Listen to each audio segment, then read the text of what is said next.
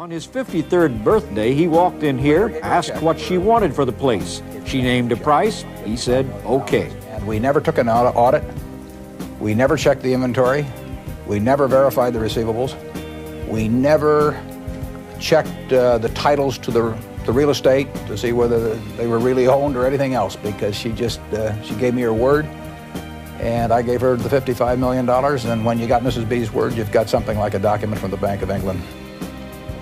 When we made the deal, which was done almost instantaneously, it happened to be my birthday, August 30th, and I didn't tell her that till after we shook hands, and when I told her it was my birthday, she said, Mr. Buffett. She always calls me that, I don't know. But she says, you bought an oil well on your birthday.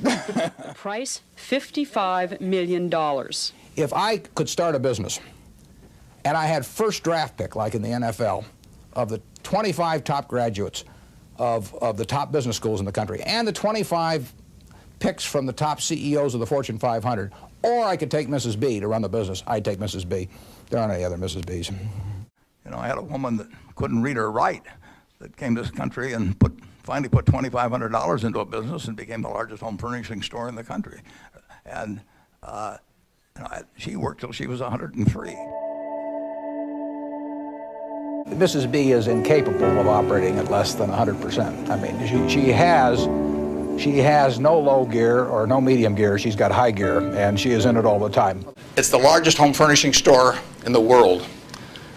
In Omaha, which only has a SMSA of 650,000 people, it's on 72 acres. That business comes about, or has resulted, from an investment of $500 in 1937 by a woman who walked out of Russia in 1921. She walked out, got on a peanut boat, landed in Seattle with a tag around her neck. She couldn't speak one word of English.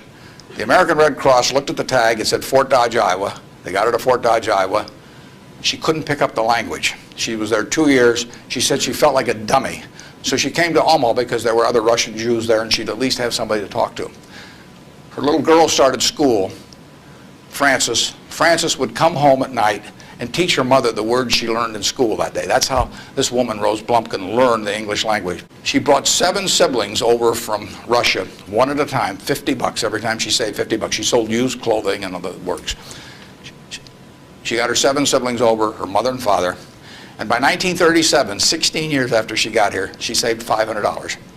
She got on a train, went to Chicago, to the American Furniture Mart, which was this huge, impressive thing. She was smart as hell, but she thought like a peasant in a way, and she saw this building and she decided to name her company the Nebraska Furniture Mart. She went in and bought $500 worth of, she bought about $2,000 worth of merchandise. All the way back to Omaha, she worried because she thought, I owe $1,500, and she only had a $500 equity. So she got to Omaha. She took the bed, the sofa, the refrigerator out of her own home to sell fast so she could get the money so she could pay on time. She took that business and built it from that start. No one would sell to her. She went into court 4 times because the carpet manufacturers tried to keep her from selling at a discount, and she went into court and told the judge, because she figured out ways to buy this stuff in various nefarious ways from had other people buy it for her, and she said, look, I pay $3 a yard for this carpet. Brandeis sells it for $6.98. She says, I sell it for $3.98.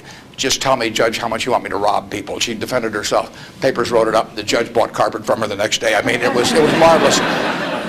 Brandeis isn't selling anymore. They were the huge department store in Omaha. She put everybody out of business. And the punchline, she worked till she was 103. She sold me the business when she was 89. And she didn't have an audit. I went out to see her one afternoon.